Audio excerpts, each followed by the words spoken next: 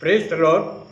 प्रभु परमेश्वर का धन्यवाद हो। आज शाम को हम फिर से प्रभु परमेश्वर के साथ हम बैठे हुए हैं, क्योंकि बाइबल बताती है प्रभु यीशु ने कहा स्वर्ग और पृथ्वी का सारा अधिकार मुझको दिया गया, इसलिए तुम जाओ सारी जगत में और सारी सृष्टि के लोगों को सुसमाचार प्रचार करो। देखो मैं हमेशा तुम्हारे साथ में रहूँगा। जी हाँ, आज हमारे प्रभु हमारे साथ में हैं और आज इस बुधवार की प्रार्थना सभा में हम आपका सबका हार्दिक स्वागत करते हैं। जितने लोग हमारे इस वीडियो को देख रहे हैं और जो आने वाले दिन में समय में देखेंगे, वो सभी के लिए हम प्रभु परमेश्वर का धन्यवाद करते हैं उनके इस सहयोग के लिए। और हम चाहते हैं कि हम प्रभु यीशु मसीह के उस प्रार्थना के संबंध में थोड़ा और जानकारी हम लें। लेकिन इसके पहले कि हम आगे बढ़ें, हम प्रार्थना करेंगे और फिर एक छोटा सा गीत हम गाएंगे और उसके बाद में हम आगे वचन में जाएंगे। आइए हम प्रार्थना करें। अनुग्रहकारी पिता, सर्वशक्तिमान ईश्वर, आकाश और पृथ्वी के स्वामी प्रभु, हम तेरे करीब आते हैं और तुझे हृदय से धन्यवाद देते हैं, क्योंकि खुदावंद तेरे वचन में लिखा है परमेश्वर लाचार की प्रार्थनाओं को तुच्छ नहीं समझता है, लेकिन उनकी उत्तर देता है। प्रभु आज शाम को प्रभु हम अपने शरीर, प्राण, आत्मा और देह को तेरे हाथ में देते हैं और इस प्रभु जी समय को भी तेरे पवित्र हाथों में सौंपते हैं। जितने लोग प्रभु जी हमसे जुड़े हैं, जो प्रभु हमें देख रहे हैं, उन सबों पर प्रभु जी तेरी कृपा, तेरी मेहरबानी, तेरी आशीषें प्रभु जी पाई जाएं। धन्यवाद प्रभु परमेश्वर। प्रार्थना प्रभु यीशु मसीह के हम पवित्र और जीवित नाम में चढ़ाते हैं। कृपया कर सुने और कबूल करें। आमीन। आइए एक छोटा सा गीत हम गाएंगे प्रभु की महिमा के लिए। कभी भी यीशु न छोड़ेगा, कभी भी यीशु न त्यागेगा, कभी भी यीशु न छोड़ेगा, कभी भी यीशु न त्यागेगा, कभी भी यीशु के लोग लज्जित नहीं होंगे, कभी भी यीशु न छोड़ेगा, कभी भी यीशु न त्यागेगा, कभी भी यीशु के लोग लज्जित नहीं होंगे। जन्माने वाली माता हमें छोड़ सकती है, अपने सागे लोग हमें छोड़ सकते हैं। जन्माने वाली माता हमें भूल सकती है, अपने सागे लोग हमें छोड़ सकते हैं, पर मैं तो जगत के अंत समय तेरे साथ रहूंगा। यीशु ने कहा मैं तो जगत के अंत समय तेरे साथ रहूंगा। यीशु ने कहा कभी भी यीशु न छोड़ेगा, कभी भी यीशु न त्यागेगा, कभी भी यीशु के लोग लज्जित नहीं होंगे। अपनी हथेली पे चेहरा तेरा मैंने खोद रखा है, कभी न भूलूंगा। अपनी हथेली पे चेहरा तेरा मैंने खोद रखा है, कभी न भूलूंगा। अपनी आंखों की पुतली समान रखता हूँ मैं सदा तेरा ध्यान। अपनी आंखों की पुतली समान रखता हूँ मैं सदा तेरा ध्यान। कभी भी यीशु न छोड़ेगा, कभी भी यीशु न त्यागेगा, कभी भी यीशु के लोग लज्जित नहीं होंगे। तो जो प्रभु यीशु मसीह पर विश्वास करेंगे वो कभी भी लज्जित नहीं होंगे। यीशु मसीह ना तो कभी छोड़ेगा और ना ही कभी वो हमको त्यागेगा। ये उसका वायदा है। उसने कहा मैंने तेरे चित्र को अपनी हथेली पर खोद कर बनाया। मतलब प्रभु की नज़र हमारे ऊपर, उसके बच्चों के ऊपर हमेशा बनी रहती है, कहता है जो तुमको छूता है वो मेरी आँख की पुतली को छूता है। तो कभी भी यीशु ना छोड़ेगा और कभी यीशु ना त्यागेगा। आइए हम प्रभु के वचन में जाएंगे थोड़े समय, और प्रार्थना पूर्वक आप बैठें और प्रभु के वचनों को हम सुने। आज हम निकालेंगे भजन संहिता और उसका चैप्टर 86 और पहला और दूसरा पद हम देखेंगे। मैं चाहता हूँ आप में से कोई भी पढ़े। हे यहोवा, कान लगाकर मेरी सुन ले, क्योंकि मैं दीन और दरिद्र हूँ। मेरे प्राण की रक्षा कर, क्योंकि मैं भक्त हूँ। तू मेरा परमेश्वर है, इसलिए अपने दास का, जिसका भरोसा तुझ पर है, उद्धार कर। Praise the Lord. प्रभु का धन्यवाद हो। हे यहोवा, क्या है? कान लगाकर मेरी सुन ले। हाँ, परमेश्वर का, क्योंकि मैं दीन और दरिद्र हूँ।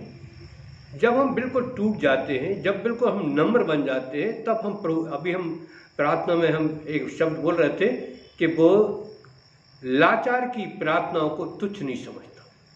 जब हम दीन होकर के, नम्र होकर के, जब हम बिल्कुल सुन्न हो जाते हैं, जब हम प्रभु के से जो भी पुकारते हैं, प्रभु से जो भी मांगते हैं, परमेश्वर हमारी प्रार्थनाओं को उत्तर देता है और वो हमारी प्रार्थनाओं को तुच्छ नहीं समझता है।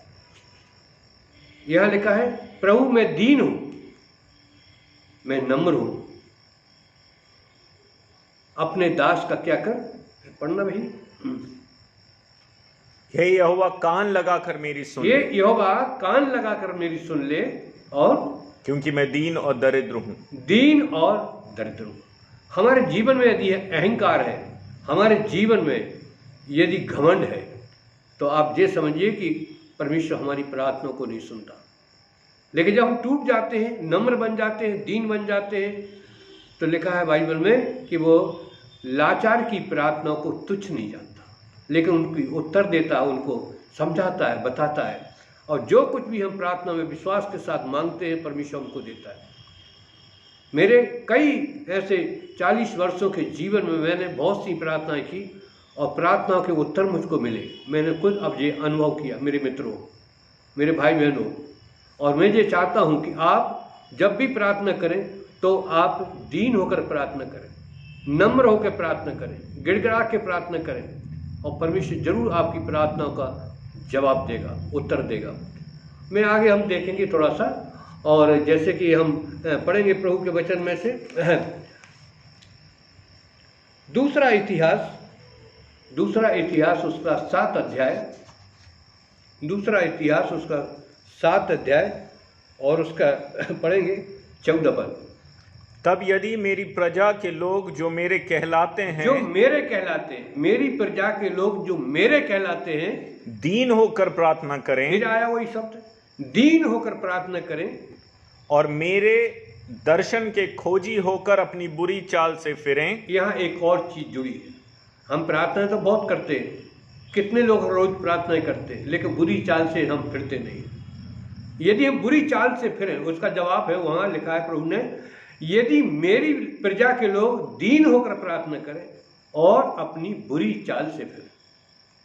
है, हमें अपनी चाल चलन को बदलना है, तब परमेश्वर हमारी प्रार्थनाओं के जवाब देता है। आगे पढ़ें। तो मैं स्वर्ग में से सुनकर उनका पाप क्षमा करूंगा। हमारा परमेश्वर स्वर्ग में विराजमान है, वो हाथ के बनावटी मंदिरों में नहीं रहता है। बाइबल में लिखा है वो हाथ के बनावटी मंदिरों में नहीं रहता। वो कहता है स्वर्ग मेरा सिंहासन है, पृथ्वी मेरे पांव की पीढ़ी है, तुम मेरे लिए कैसा घर बनाओगे, मेरे विश्राम का कौन सा स्थान हो। कहता मैं तुम्हारी प्रार्थना को स्वर्ग में से सुन करके क्या करूंगा, उनका पाप क्षमा करूंगा। पहला काम है वो हमारे अपराधों को क्षमा करेगा। यदि हमने गलती से कोई अपराध किया उसकी नज़र में या समाज की नज़र में, तो परमेश्वर हमारे सारे पापों को क्या कर देगा, क्षमा कर देगा। और आगे, और उनके देश को ज्यों का त्यों कर दूंगा। आमीन आमीन, प्रेज द लॉर्ड। कहता मैं उनके देश को ज्यों का त्यों बना दूंगा। है, आज के समय में जिन 2020 में जो कंडीशन जा रही है कि महामारी, बीमारी है ना, जिससे आज आदमी भयभीत है, डरा हुआ है। हर जगह जाते हैं तो लोग डरे हुए, यदि मास्क नहीं पहनेंगे तो हो सकता बीमारी हमारे ऊपर आ जाएगी। है, यदि हम इसको छू लेंगे, उसको छू लेंगे, उसके पास जाने हमारे अंदर बीमारी आ जाए। लेकिन सबसे बड़ी बात बाइबल कहती है, यदि मेरे लोग, मेरी प्रजा के लोग, यदि वो दीन होकर, नम्र होकर प्रार्थना करें और अपनी बुरी चाल से फिरें।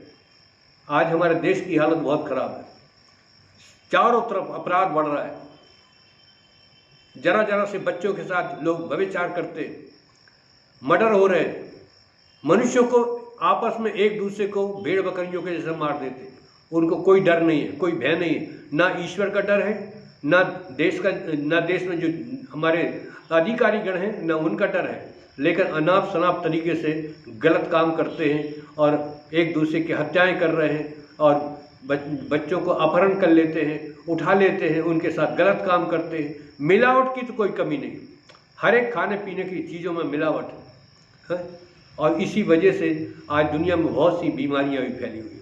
मेरे मित्रों, मेरे दोस्त, यदि हम बुरी चाल से फिरें तो क्या करेगा परमेश्वर? पढ़िए, स्वर्ग से सुनकर उनका पाप क्षमा करूंगा, स्वर्ग से सुनकर उनका पाप क्षमा करेगा परमेश्वर, और उनके देश को ज्यों का त्यों कर दूंगा। आमीन। उनके देश को ज्यों का त्यों परमेश्वर बना देगा। उनके देश को है, जो देश में जो गिरावट आई है, आज आर्थिक समस्याएं बहुत हैं, बेरोजगारी बहुत ज़्यादा फैल गई है ना? और लोगों के पास रहने के लिए घर नहीं है, लोगों के पास नौकरियां नहीं है, लेकिन परमेश्वर के सामने यदि हम दीन बनते हैं तो ईश्वर हमारे पापों को भी क्षमा करेगा और साथ ही साथ हमारे देश को ज्यों का त्यों बना देगा। मेरे मित्रों, हमें अपनी बुरी चाल से फिरना है, हमें अपने जीवन में समझना है कि कौन सी गलत काम हम परमेश्वर के सामने कर रहे हैं, उसको हमें छोड़ना है। आगे क्या है? तो मैं उसके नगर को ज्यों का त्यों बना मैं उनके नगर को ज्यों का त्यों बना दूंगा, है, और हमारे देश में बहुत सुंदर खुशी शांति आ जाएगी। आगे हम कुछ और वचन को देख लेंगे। दूसरा इतिहास 15 का 1 से 7, दूसरा इतिहास 15 उसका 1 से 7 तक हम देखें थोड़ा सा, इसमें क्या लिखा है परमेश्वर के वचन के अंदर। दूसरा इतिहास और उसका 15 अध्याय 1 से 7 पद तक हम देखेंगे।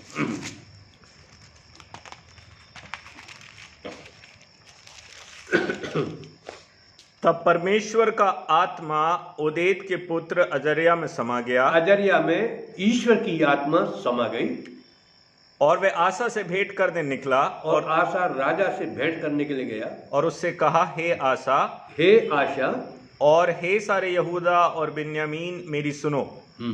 जब तक तुम यहोवा के संग रहोगे तब तक वह तुम्हारे संग रहेगा। सुनिए ध्यान से, जब तक तुम यहोवा के संग रहोगे तब तक परमेश्वर तुम्हारे संग में रहेगा। और यदि तुम उसकी खोज में लगे रहो, यदि तुम उसकी खोज में लगे रहो तब तक वह तुम्हें मिला करेगा। तब परमेश्वर तुमको मिला करेगा। जब तक तुम उसकी खोज में रहोगे परमेश्वर तुमको मिला करेगा। आगे, परंतु यदि तुम उसको त्याग दोगे तो वो भी तुमको त्याग देगा। कितनी बड़ी बात परमेश्वर ने कहा, यदि तुम उसको छोड़ दोगे, त्याग दोगे, तो वो भी तुम्हें क्या कर देगा? छोड़ देगा, है ना।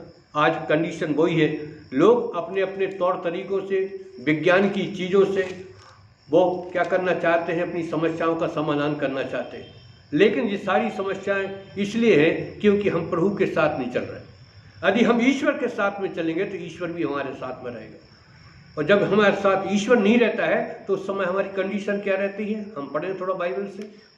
बहुत दिन इजराइल बिना सत्य परमेश्वर बिना सत्य परमेश्वर तो बहुत से दुनिया में, परमेश्वर दुनिया में बहुत से हैं, लेकिन एक है जो सत्य परमेश्वर है, वो है ईसा मसीह, प्रभु यीशु मसीह। उसने बाइबल बताती, मार्ग में हूँ, सत्य में हूँ और जीवन में हूँ। बिना मार्ग के हम चल नहीं सकते, बिना जीवन के हम जी नहीं सकते, और बिना सत्य के हम सच्चे परमेश्वर को नहीं जान सकते है। तो वो हमारा परमेश्वर है। कहता बिना सत्य परमेश्वर के रहा वो, और आगे, और बिना सिखाने वाले याजक के। अभी तो याजकों को लोग कहीं भी जाते हैं प्रचार करने के लिए तो उनके ऊपर झूठे आरोप लगा लगा करके उनके ऊपर अत्याचार करते लोग हैं। झूठी मुठ में बोलेंगे ये धर्म तारण करवा रहे हैं, झूठी मुठ में बोलेंगे ये प्रलोभन दे रहे हैं, अपना धर्म बढ़ा रहे हैं।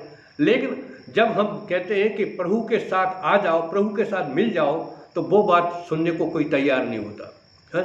क्या तो बिना सत्य परमेश्वर के और बिना याजक के, आगे, और बिना व्यवस्था के रहा। कोई व्यवस्था उनके अंदर नहीं थी, कोई नियम नहीं थे, कोई कानून नहीं थे। आगे, परंतु जब जब वे संकट में पड़कर इजराइल के परमेश्वर यहोवा की ओर फिरे, ये है बहुत बड़ी बात, जब जब वे संकट में पड़ करके यहोवा की तरफ मुड़े और उसको ढूंढा, तब तब वह उनको मिला। Hallelujah, praise the Lord. जब हम उसको ढूंढते हैं और जब हम उसको छानबीन करते हैं तो परमेश्वर हमको मिलता है। हमारे देश में, इस भारत देश में तो कितने लोग हैं जो मठों में बैठे हुए हैं, कितने लोग हैं कई सालों से घर त्याग दिया, परिवार छोड़ दिया, सन्यासी बन गए, सब चीज़ों सन्यासी ले और बैठे हैं। काहे के लिए? क्योंकि परमेश्वर कभी ना कभी उनको मिलेगा, कभी ना कभी उनका उद्धार होगा।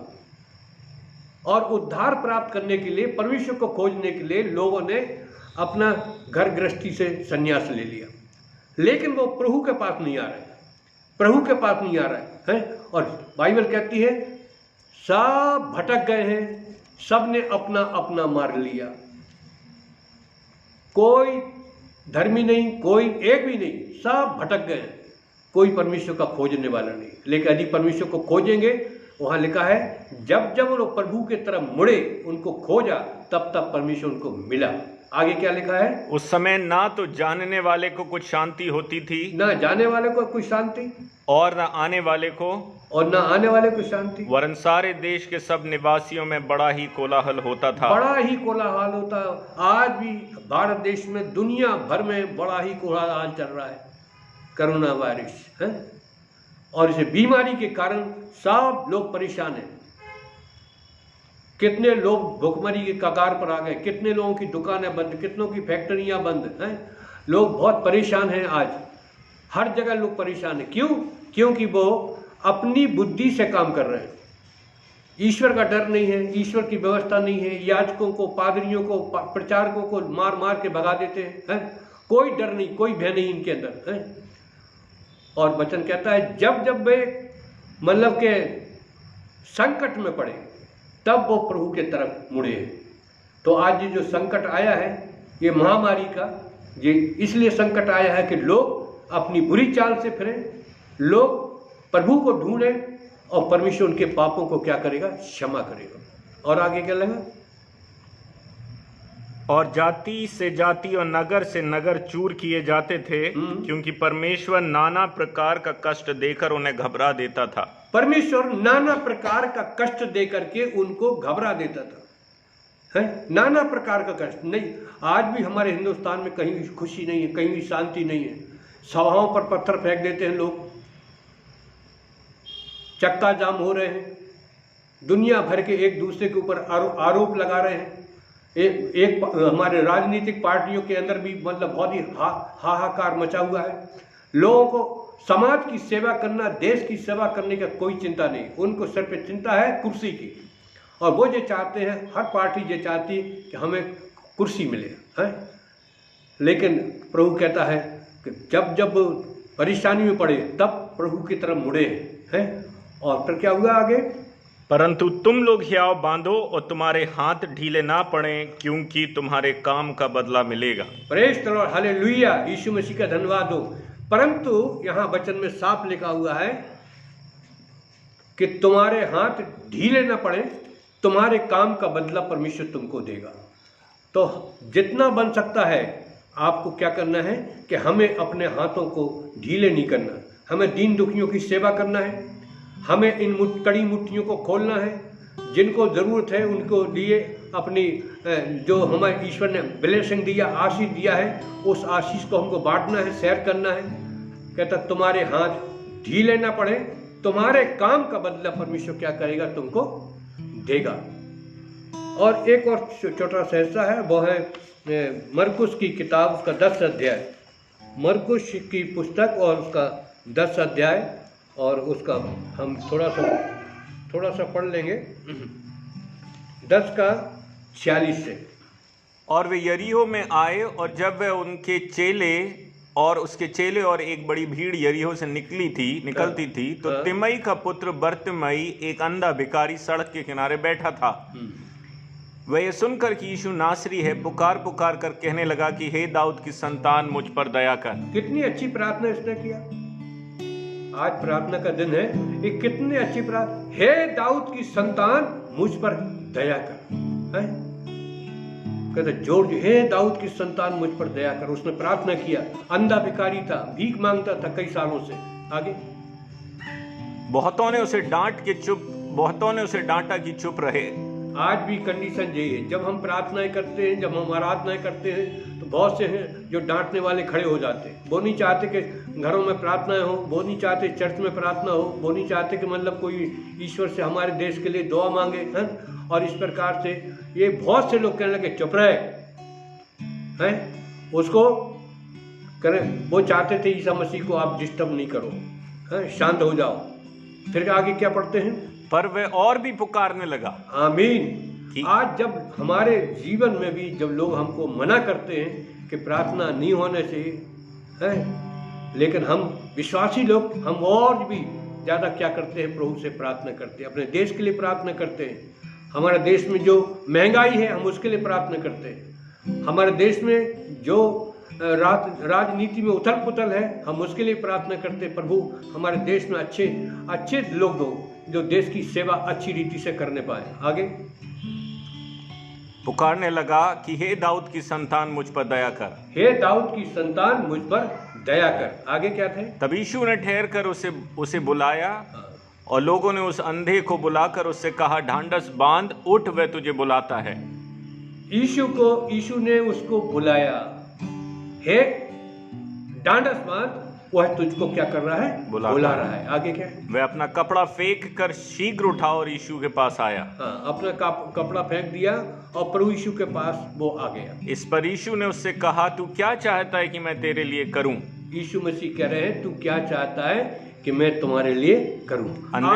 आज की कंडीशन में, आज के समय में, यदि हमारे देश के नेता या देश के चलाने वाले हमारे अगुए आज यीशु से पूछें तो यीशु यही कहेगा, हम तुम्हारे लिए क्या कर सकते हैं, हम तुम्हारे लिए क्या कर सकते हैं। तब हम कह सकते हैं, ये कोरोना वायरस अलग करो, इस बीमारी को हटा दो, ये जो महामारी फैली है इसको दूर कर दो, है। आगे क्या है, तब अंधे ने उससे कहा, हे रब्बी, ये कि मैं देखने लगूं। ये दूसरी प्रार्थना उसकी। पहले उसने कहा, हे दाऊद की संतान मुझ पर दया कर, और उसके बाद प्रभु यीशु कहते, मैं तेरे लिए क्या करूं। तब वो कहता है, क्या है आगे, कि मैं देखने लगूं। उसने मांगी, प्रार्थना किया, हे प्रभु मैं देखने लगूं। उसको इतना अटूट विश्वास था कि मैं जो आंखों से देख नहीं सकता हूं, ये जरूर ऐसा परमेश्वर है, ऐसा प्रभु है जो मुझे दृष्टि दान दे सकता है। आगे क्या है, यीशु ने उससे कहा, चला जा, तेरे विश्वास ने तुझे चंगा कर दिया। हालेलुया। प्रभु यीशु ने कहा, तेरे विश्वास ने तुझे चंगा कर दिया, और चला जा। और आगे लिखा है कि वो देखने लगा, वो देखने लगा। आज यीशु मसीह हमसे और आपसे यही पूछ रहा है कि मैं तुम्हारे लिए क्या करूं, तुम्हारे बच्चों के लिए क्या करूं, तुम्हारी चर्च और कलीसियाओं के लिए मैं क्या करूं, तुम्हारे देश के लिए मैं क्या करूं, है। प्रभु जरूर हमारी प्रार्थनाओं का उत्तर देगा और हमसे कहेगा कि तुम क्या चाहते हो। तब हमको भी इस अंधे के समान कहना है, जैसे अंधे ने कहा, हे प्रभु यह कि मैं देखने लगूं। आज हमें भी ये बोलना, प्रभु हम बेरोजगार हो गए हैं, कृपया कर हम कहीं ना कहीं हमको जॉब दिलवा दीजिए। प्रभु हमारे देश में मरीयां फैली है, इस बीमारी को हमारे देश से दूर कर दीजिए। तब परमेश्वर जरूर हमारी प्रार्थनाओं को सुनेगा और उसका जवाब देगा। प्रभु आप सबको आशीष दे, और हमें यही चाहते हैं कि यदि इससे हमारे आज के इस वचन से कुछ आपको ब्लेसिंग मिलती है, आशीष मिलती है, तो आप जरूर हमसे कांटेक्ट कर सकते हैं। ईश्वर आप सबको बहुत बहुत आशीष दे। ईश्वर आप सबके साथ रहे। आइए हम प्रार्थना करें। दयालु पिता, सर्वशक्तिमान अब पवित्र परमेश्वर यीशु मसीह, हम आपका धन्यवाद करते हैं। इस अंधे भिखारी के समान हम भी प्रभु आपके सामने आए हैं और प्रार्थना करते प्रभु परमेश्वर, हमारे राष्ट्र हिंदुस्तान से और सारे दुनिया से प्यारे प्रभु जी महामारी जो फैली है इसको आप दूर कर दें, ताकि हर आदमी अपना अपना जॉब कर सके। प्रभु परमेश्वर हम प्रार्थना करते ताकि हर एक व्यक्ति अपनी जीविका चला सके और घर में उनके बाल बच्चों का अच्छा पालन पोषण हो सके। प्रभु हम प्रार्थना करते हैं अपने राष्ट्र के लिए, राष्ट्र में जो प्रभु परमेश्वर हमारे नेतागण हैं सबको तेरे हाथ में देते हैं, चाहे वो लोकसभा के हैं या विधानसभा के हैं या राज्यसभा के हैं, सबको हम तेरे हाथ में देते हैं। हर एक को प्रभु परमेश्वर अपने तरफ से अपनी बुद्धि से भरा हुआ ज्ञान दे, मन दे, ताकि प्यारे प्रभु परमेश्वर वे भी प्यारे प्रभु परमेश्वर तमाम प्रभु जी गलत काम छोड़ करके और इस राष्ट्र में जिस काम के लिए जनता ने उनको चुना है प्रभु, वो काम को प्रभु जी आगे बढ़ा सके और हमारे देश की प्रजा शांति के साथ आगे बढ़ जाए और हमारे देश भारत के ऊपर बहुत आशीष है आपकी आ जाए। धन्य प्रभु यीशु की आपने हमारी प्रार्थना को सुना है। प्रार्थना आपके पुत्र प्रभु यीशु के पवित्र और जीवित नाम में हम प्रार्थना चाहते हैं, कृपया कर सुनिए और कबूल कीजिए। आशीष आमीन। आइए हम आशीष वचन लें।